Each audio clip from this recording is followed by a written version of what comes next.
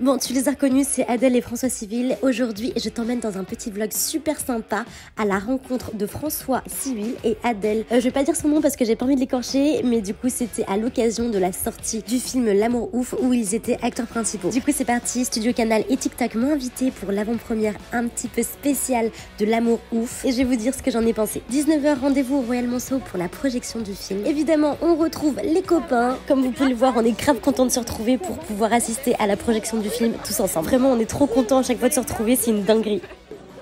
Coucou, du coup aujourd'hui on se retrouve à l'avant-première de L'amour ouf avec François Civil et Adèle. Merci Laurie pour cette intervention. Coucou Antoine, et c'est bon, on peut s'installer dans la salle. Je vais vous faire un rapide débrief sur le film pour pas trop vous spoiler, mais j'ai adoré l'histoire. C'est un réel mélange de drame, d'amour, d'action, de nostalgie du passé et des réels cas sociologiques et psychologiques auxquels on est tous confrontés. Et je trouve que ça soulève pas mal la question de le cœur ou la raison. Qui n'a jamais vraiment hésité entre le cœur et la raison? Bref, c'était vraiment un lot de frissons émotionnels pendant tout le film. Et accroche-toi si t'es poisson comme moi parce que moi j'ai pleuré 3 fois. Le jeu de Adèle et François est remarquable. Bref, j'ai adoré, c'est un 10 sur 10 pour moi. On a également eu la chance de pouvoir voir en chair et en os Adèle et François Civil devant nous et pour leur poser les questions qu'on souhaitait. Bonsoir, déjà bravo François et Adèle. Quelle est la scène que vous avez préféré jouer? Je tutoie François. On te connaît plus dans des rôles de gentils héros. Est-ce que ça t'a plu de jouer un bad boy? C'était la dualité de ce personnage, bad boy comme tu dis, ou en tout cas tu t'es endormi, c'est ça?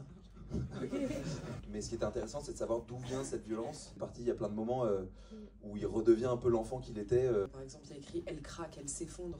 Moi, j'ai adoré tourner la scène de boîte de nuit.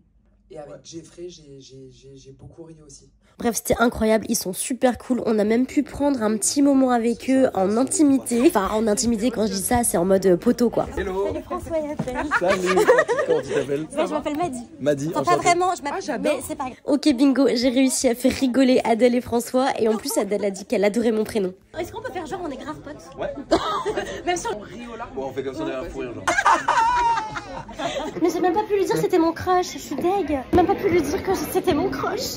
Bon, je vous laisse quelques petits avis de mes potes créateurs de ce qu'ils en ont pensé. Et le film sort le 16 octobre, donc c'est-à-dire aujourd'hui, donc allez foncer le voir. Que tu es une journaliste? Non, mais j'essaye. Souvenir, espoir. Ouf. Romantique. Et plutôt Clotaire ou Jackie? Donc l'auteur.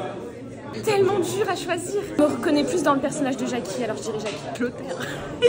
Clotaire. Là, je vais avoir les backstage d'Antoine, là. Disque pour les interviews.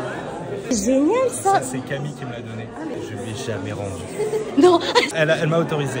Oui. C'est encore là à cette heure-ci, là. Et toi, mes parents ils vont voir ça et tout, t'es sérieux? Merde. Je vais inventer un mytho à mes parents.